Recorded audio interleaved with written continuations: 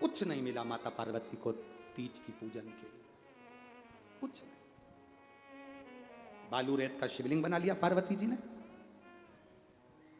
कोई वृक्ष की पत्तियां तोड़ के ले आई, वो चढ़ा दी पार्वती जी ने। एक चावल का दाना माता पार्वती के पल्लू में बंधा हुआ था, एक चावल का दाना माता पार्वती के पल्लू में बंधा हुआ था। क्यों? माता पार्वती जी आज जो साड़ी पहनी थी, जो चूनर माता पार्वती जी पहनी थी, वो चूनर पहनकर माता पार्वती जी अपने मायके गई थी। मायके से जब आई थी, माँ ने गोदी भरी थी। आपके यहाँ भरते कि नहीं भरते हमें पता नहीं। बेटी जब अपने घर से जाती है तो उसकी गोदी में थोड़ा सा चावल, बतासा, कुछ भी बेटी की गोदी में डालकर भेजते हैं। यहाँ पर है कि नहीं ऐसा वो हमें नहीं मालूम, पर हमारे उधर तो ऐसा क्रम है। छत्तीसगढ़ में है, बेटी विदा होती है, ननंद विदा होती है, बहन बेटियां जाती हैं तो उसकी गोदी में थोड़ा सा चावल, बतासा, रुपया जो भी डाला जाता है, तो बेटी पूरा चावल लेकर घर नहीं जाती, वहीं रख जाती है। उसमें से थोड़ा सा पल्लू में बांधकर ले जाती है, 2 दाने 4 दाने। अब लोग हंसते हैं आज के ज़माने में, अगर बेटी को चावल का दाना दे दो और बेटी पल्लू में बांध के ले जाए तो लोग हंसें, पर उस चावल का महत्व क्या है? बेटी जब अपने मायके से जाती है तो उसकी गोदी में चावल का दाना क्यों दिया जाता है? बेटी जब अपने मायके से जाती है तो उसकी गोद भरकर क्यों भेजा जाता है? शादी में जितने फेरे की मूलता नहीं, जितने मंडप की मूलता नहीं, शादी में उतने बेटी के गोद भराई की मूलता होती है। शादी होती है उससे पहले उसकी गोद भरना पड़ती, जेठ भरे, ससुर भरे, कोई भी भरे, उसकी गोदी में कुछ ना कुछ वस्त्र आभूषण जो लाए हैं वो देना पड़ता है। उसकी मूलता क्यों भरा जाता है? बहन बेटी की गोदी में चावल का वो पसी, वो गोद भराई क्यों दी जाती है? वो चावल क्यों डाला जाता है? उसका केवल एक कारण है, मेरी बहन, मेरी बेटी जैसे अखंड सौभाग्य लेकर, मांग में सिंदूर भरकर, माथे पर बिंदी लगाकर तू मेरे घर पर आई है, ये चावल इसलिए दे रहे हैं कि तेरा अखंड सौभाग्य ऐसा ही बना रहे और तू ऐसी ही अखंड सौभाग्यवती होती है। अब आजकल तो फैशन के चक्कर में ये सब बंद हो गया, पर बहन बेटी 2 दाने चावल के लेती थी और जो उसकी गोदी भरता था उसके भी गोदी में से वो 2 दाने थाली में या अपनी भाभी को या उस पात्र में डाल देती थी। वो चावल के दाने आज माता पार्वती जी के पल्लू में बंधे हुए थे। माँ ने उस पल्लू में से चावल के दाने को निकाला और निकाल कर देवाधिदेव महादेव के शिवलिंग पर समर्पित किया। माँ ने चावल के दाने शिवलिंग पर समर्पित। रात भर माता पार्वती जी जागी, तीज का व्रत किया। सुबेरे देवाधिदेव महादेव आ गए। सुबेरे मेरे बाबा पता शंकर भगवान आए। आते से भोलेनाथ जी ने पूछा, पार्वती कल तुम्हारा तीज का व्रत था, मैं नहीं था तुम्हारे पास में, तो तुमने तीज का व्रत नहीं करा? पार्वती जी बोली, अभी सुबह के टाइम तो मैंने आपका पार्थिव शिवलिंग का निर्माण कर कर बालू रेत का शिवलिंग बनाया, उसको विसर्जन करा, पूजन करी मैंने, अभी करी। मैं नहीं मानता कि तुमने पूजन करी। पूजन का सामान कहां से आया? पार्वती जी बोली, पूजन का सामान तो नहीं था, पत्तियां तोड़कर चढ़ा दी थी, एक चावल का दाना मेरी माँ के घर का बंधा था, वो चढ़ाया। कहाँ करी थी पूजन? यहीं करी थी। अब समुद्र की लहर ऐसी आती है कि जहाँ पर आप लोग गए समुद्र पे? समुद्र की लहर ऐसी आती है कि जहाँ पूजन वूजन करी थी वो तो सब पानी में बह गया, रेत जम गई, एकदम प्लेन बर्फी की तरह, खोपरे पाक की तरह। शिव जी ने कहा, कहाँ करी थी पूजन? पार्वती जी बोली, यहाँ करी। पूजन तो कहीं दिख ही नहीं रही, पूजन तो कहीं पर नजर ही नहीं आ रही। पार्वती जी बोली, हमने पूजन यहीं करी थी, आपको विश्वास नहीं है? नहीं, आपने पूजन करी तो पूजन जहां होती है वहां कुछ ना कुछ थोड़ा बहुत तो होता ही है। पंडाल उड़ जाएगा, व्यासपीठ चली जाएगी, कैमरे वाले चले जाएंगे, साउंड वाले चले जाएंगे, टीवी वाले चले जाएंगे, दरी उड़ जाएगी। फिर भी कौड़िया वालों, तुम अगर 15-20 दिन बाद भी अगर इधर आसपास में कहीं घूमोगे तो तुम्हें शिव महापुराण की कोई ना कोई निशानी तो पड़ी मिली ही जाएगी। कोई दोना पड़ा मिल जाएगा, पन्नी पड़ी मिल जाएगी, कुछ ना कुछ पड़ा मिल जाएगा, कुछ ना कुछ तुम्हें मिलेगा कि हाँ यहाँ कथा हुई थी, यहाँ पर कथा हुई थी, कुछ ना कुछ ऐसा मिलेगा। अब भगवान बोले पूजन होती है तो कहीं ना कहीं कुछ ना कुछ तो मिलता है। आप बताओ मुझे यहाँ पर क्या है, क्या पड़ा है यहाँ? पूजन का कोई साहित्य, पूजन का कोई सामान दिख नहीं रहा। पार्वती जी बोली, बड़ी गजब फंसी आज तो मैं। अब इनको कैसे बताऊं कि पूजन मैंने करी थी और यहीं पर करी थी। पूजन करी और मैंने यहीं पर करी, कैसे बताऊं? सामने गौ माता खड़ी थी। पार्वती जी ने कहा रुको, अभी रुको, मैं पूछवाती हूं मैंने तीज की पूजन करी कि नहीं करी। पार्वती जी ने गौ माता को आवाज लगाई, मैया आओ। गौ माता नजदीक में आई। पार्वती जी ने कहा गौ माता रात्रि को तू जगी थी मेरे साथ, मैंने तीज का व्रत करा, पूजन करी, भजन करा, शिवलिंग बनाया। गौ माता बोल, मैंने रात्रि को तीज का व्रत करा कि नहीं करा, तू बता। गौ माता ने अपना मुंह खिला दिया। गौ माता ने मुंह खिला दिया। अब जैसे ही गौ माता ने मुंह खिलाया, शिव जी ने कहा देख ले पार्वती, तूने पूजन नहीं करी। पार्वती जी की आंख में जल भर गया। प्रभु आप जानते हो ना, गाय ने तुम्हारे सामने भी एक बार झूठ बोला था ना। शिव जी कहते हैं मानता हूं, पर आज तो तू प्रूफ दिलवा रही ना।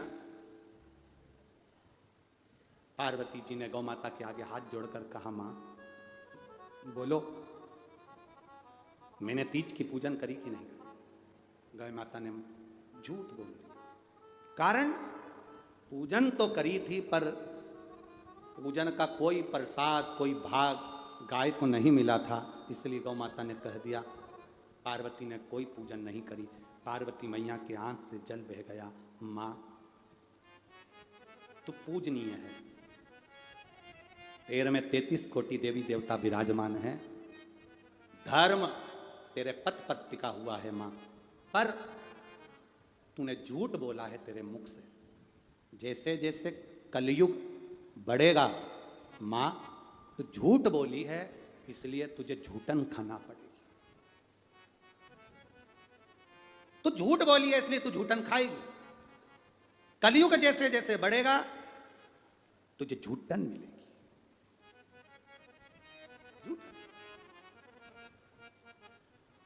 शंकर भगवान कहते हैं पार्वती तुम गौ माता को श्राप दे रही हो? नहीं नहीं, श्राप नहीं दे रही हूं, मैं कह रही हूं जैसे जैसे कलयुग बढ़ेगा वैसे वैसे जैसा तूने झूठ बोला है वैसे तुझे झूठन खाना पड़ेगा। गाय पवित्र है, शरीर पवित्र है, पर मुख इसने झूठ बोला।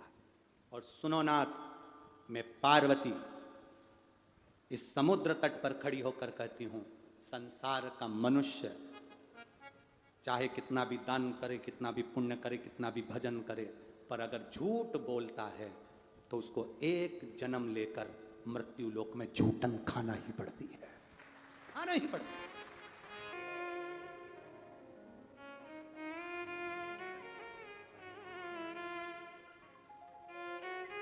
शिव तत्व की प्राप्ति, ये शंकर भगवान की कृपा से जो शरीर मिला है, इस शरीर को समझने वाला ही समझ सकता। शरीर, हम शिव की आराधना करें, उसकी भक्ति करें। भगवान शंकर को अगर एक फूल भी चढ़ाओ तो विचार करना कि जिसके यहां से तोड़ कर लाए हो उसके यहां से पूछ कर चढ़ाना, चोरी का भी मत चढ़ाओ। एक बेलपत्र अगर तुम्हारे पास में हो तो चढ़ाओ, नहीं तो मत चढ़ाओ। शिव महापुराण की कथा यहां तक कहती है, तुम्हारे पास में धन हो तो शिव महापुराण की कथा करवाओ, कर्जा लेकर 1 रुपया भी किसी से लेकर कथा भी मत कराना। बाबा से कहना पहले देना फिर मैं करा। बाबा देवादिदेव महादेव पार्वती जी को लेकर वापिस कैलाश तक पहुंचे। पार्वती जी का फिर मन करा, बाबा से विनती करी, मेरा मन है मेरे नाना के घर में पितृलोक में मुझे अपने नाना से मिलने के लिए, पितरों से मिलने के लिए जाना। आज पहले एक बार माता पार्वती पितृलोक गई थी तो अपनी मां मैनावती के साथ गई थी, और आज माता पार्वती पितृलोक जा रही है तो अपने पति भगवान शिव जी के साथ जा रही है। मेरे नाना के घर में चलिए, पितृलोक चलिए। शिव जी कहते हैं पार्वती हम और पितृलोक? हाँ, आप मेरे साथ पितृलोक चलिए। शिव जी कहते मैं पितृलोक जाऊं? हाँ, मुझे मेरे नाना जी की याद आ रही है, चलो मेरे साथ। देव अधिदेव महादेव ने पार्वती जी का कहना माना। शंकर भगवान पितृलोक की ओर जाने लगे। पितृलोक की ओर शंकर पार्वती जैसे ही कदम बढ़ाकर पितृलोक की दिशा की ओर, दक्षिण दिशा की ओर जैसे ही जाने लगे, शंकर भगवान ने जैसे ही दक्षिण का मुख कर कर दक्षिण दिशा की ओर जा रहे हैं, दक्षिण की ओर जा रहे हैं शिव जी। जब दक्षिण दिशा की ओर जाने लगे, सारे की सारे पितर, सारे की सारे 33 कोटि देवता, सब 33 कोटि देवता, पितर, वासुक, आहुत, जितने जितने देव होते हैं संसार के सारे देवता शिव जी की ओर आने लगे,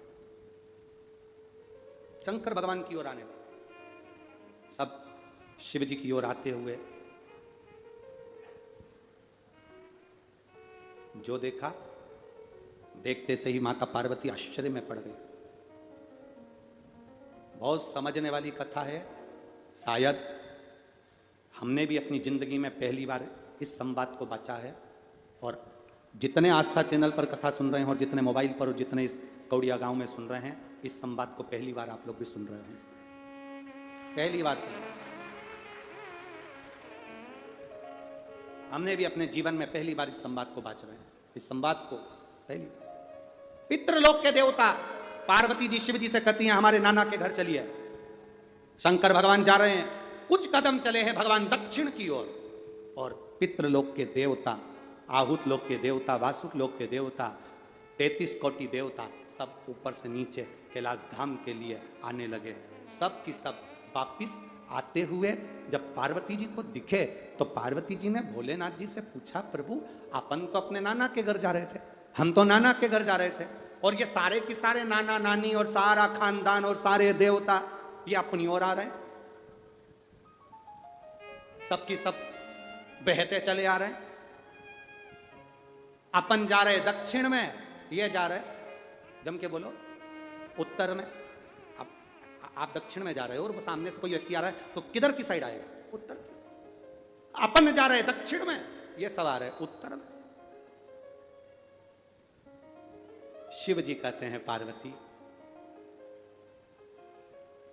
इसका उत्तर तो मैं नहीं दे सकता कि अपन तेरे नाना के घर जा रहे हैं और ये सब की सब 33 कोटि देवता, पितर देवता, गरुण वरुण सारे देवता ये सब अपनी ओर आ रहे हैं, तो इसका उत्तर मैं नहीं दे सकता। इसका उत्तर यही देंगे, सारे देवता आ गए,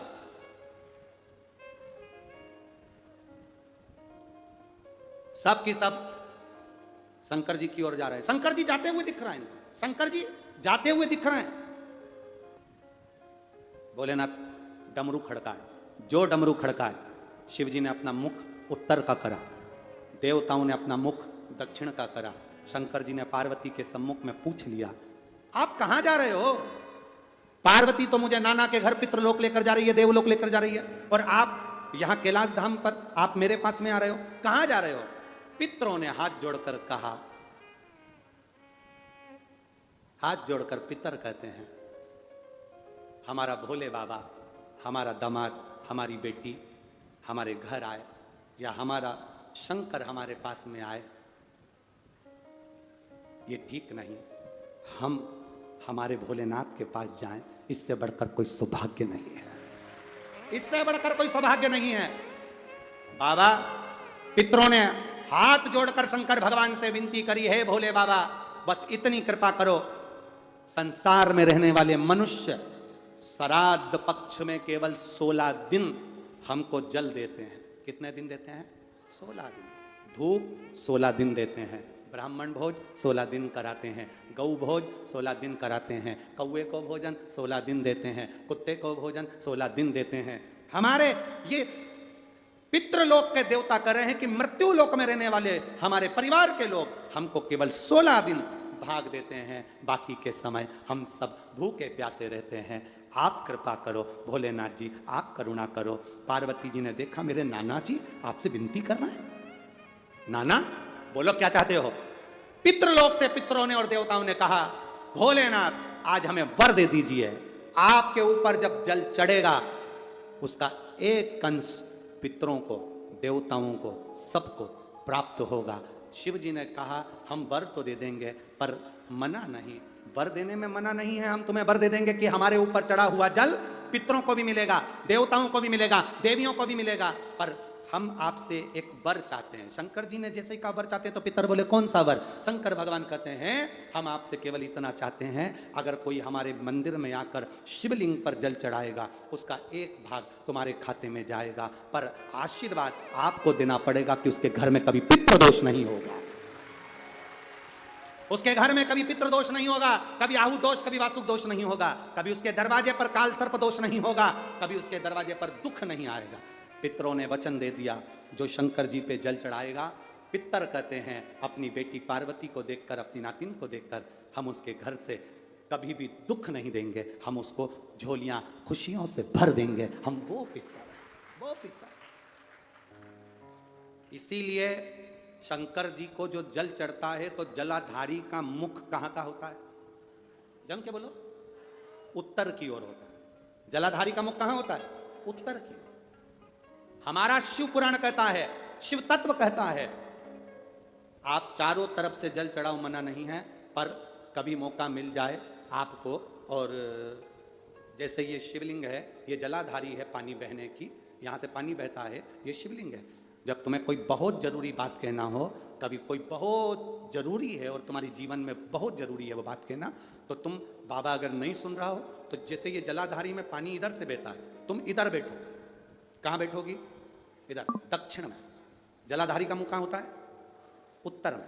आप यहां बैठो और यहां बैठकर बाबा की पूजन करो, यहां बैठकर जल चढ़ाओ।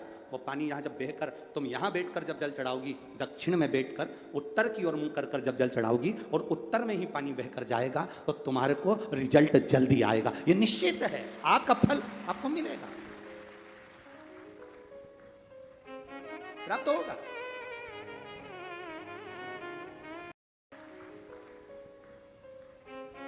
प्राप्त होगा।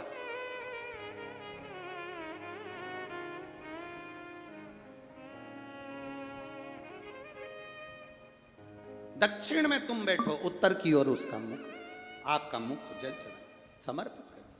शिव तत्व देने वाला औघड़ी है शिव। इसलिए बाबा का जो मुख होता है वो कहां पर होता है? उत्तर की ओर। जलाधारी बाबा की उत्तर की ओर बैठ गए, प्रणाम करा, नमन करा। कल अमावस्या है, श्राद्ध पक्ष की अमावस्या के दिन अपने नजदीक में तालाब, बावड़ी, कुआं, नदी जो भी हो, वहां पर जाकर दक्षिण की ओर देखकर एक दिया घी का जरूर लगाना, अपने पूर्वजों को विदा करना, घाट पर झोली पसार कर प्रणाम करना कि मेरे पितर मेरे घर में संपदा दें, वंश वृद्धि करें, लक्ष्मी दें। अपने नज़दीक में जो नदी हो, तालाब हो, बावड़ी हो, कुआं हो, उसके घाट पर एक दिया घी का जरूर लगाएं। श्राद्ध पक्ष की अमावस्या है, बड़े भाव से आप दीपदान भी करें, उसका फल मिलता है। पिछले साल करा था, अरे बोलो तो जम के, करा था ना?